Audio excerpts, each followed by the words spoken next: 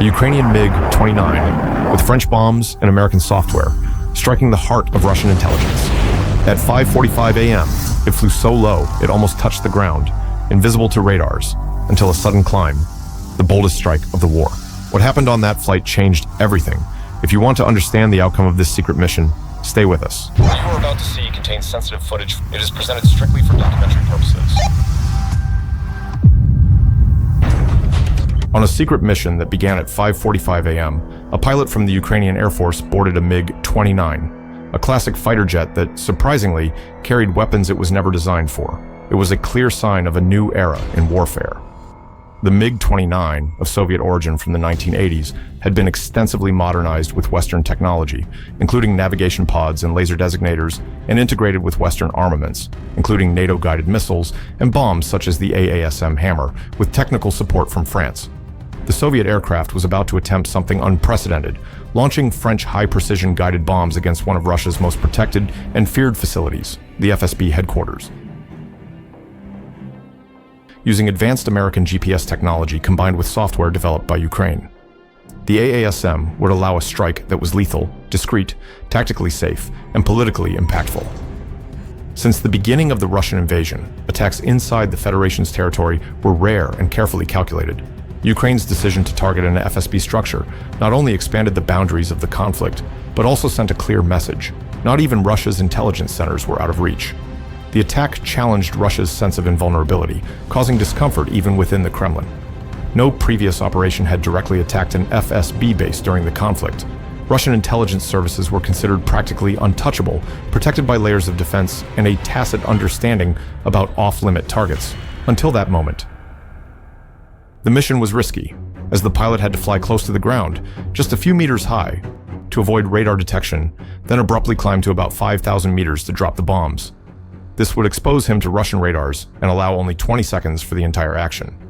The mission started at 5:45 a.m., taking advantage of low visibility conditions and reduced anti-air surveillance.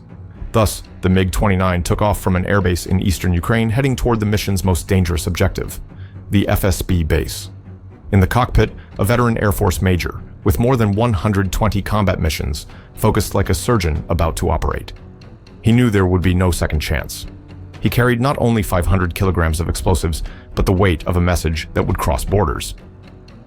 The fighter jet cut through the Ukrainian sky at only 50 meters altitude, so low that the heat from the turbines rippled the surrounding fields, trying to keep the flight silent, ready for the decisive moment. The pilot made precise and constant adjustments to the controls to avoid obstacles along the way, as this was the only way to remain hidden from the Russian radars dominating the border area. There was no margin for error. The S-400 systems protecting the city of Belgorod had the capability to detect and engage targets up to 400 kilometers away, well within the radar's visual range. However, on that day, the curvature of the Earth was decisive for the mission's success.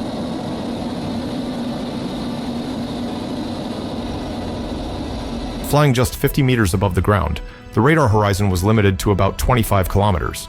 By maintaining low speed and altitude, the pilot would remain practically invisible.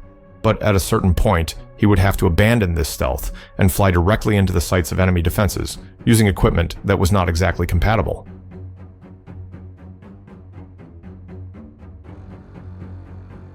The target coordinates were displayed on the panel, a building linked to the FSB, Federal Security Service of Russia, located on the outskirts of Belgorod, a Russian city about 40 kilometers from the Ukrainian border.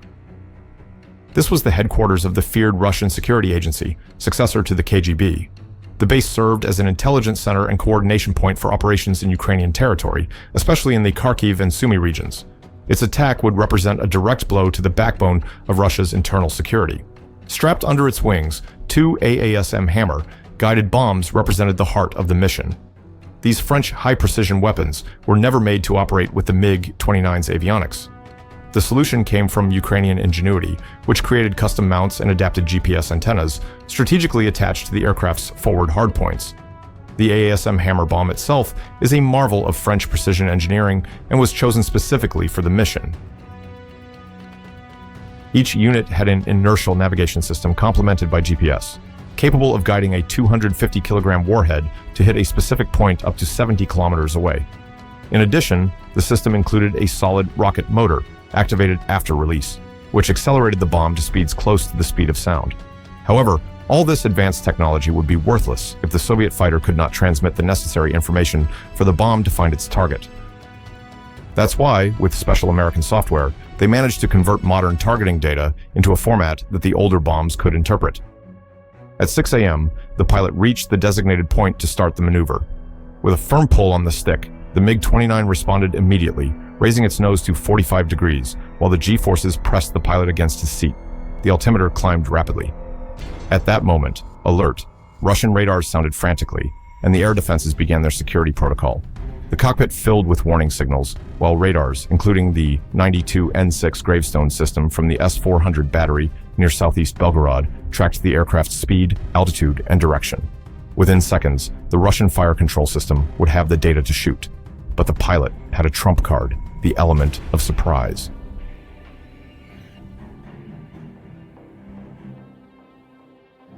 When the MiG-29 reached 5,000 meters at the release point, the American software displayed the optimal parameters.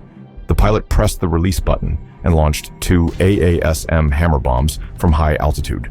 2 dry clicks confirmed the bombs were activated, slightly shaking the fuselage. The attack technique used to release the bombs is known as a pop-up strike. The fighter jet climbs sharply, releases the bombs in an ascending arc, and they follow a guided ballistic trajectory, diving nearly vertically into the target, making radar detection difficult and negating most Russian interception systems. As soon as the bombs were released, the pilot immediately retreated to avoid Russian radars and missiles. Quickly, the MiG-29 performed a post-attack evasive maneuver known as the almond turn. The fighter traced an elegant curve in the sky, trading altitude for speed as it dove back to the safety of low-altitude flight. Meanwhile, the 2 bombs were already on their way. Their rocket motors ignited with an intense glow. The bombs flew a guided ballistic trajectory, using GPS plus inertial guidance, with possible final laser correction, if designation was provided by a drone or ground sensor. The Russian response was ineffective. 2 48N6 interceptor missiles were launched toward the MiG-29.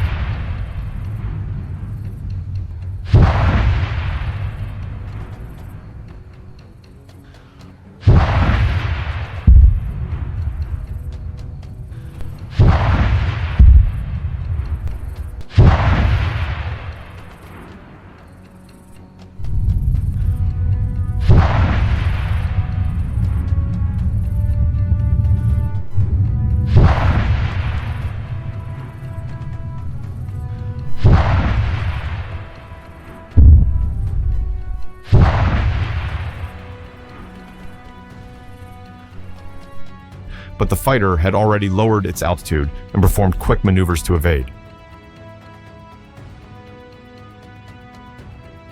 Soldiers support HQ with a sticker.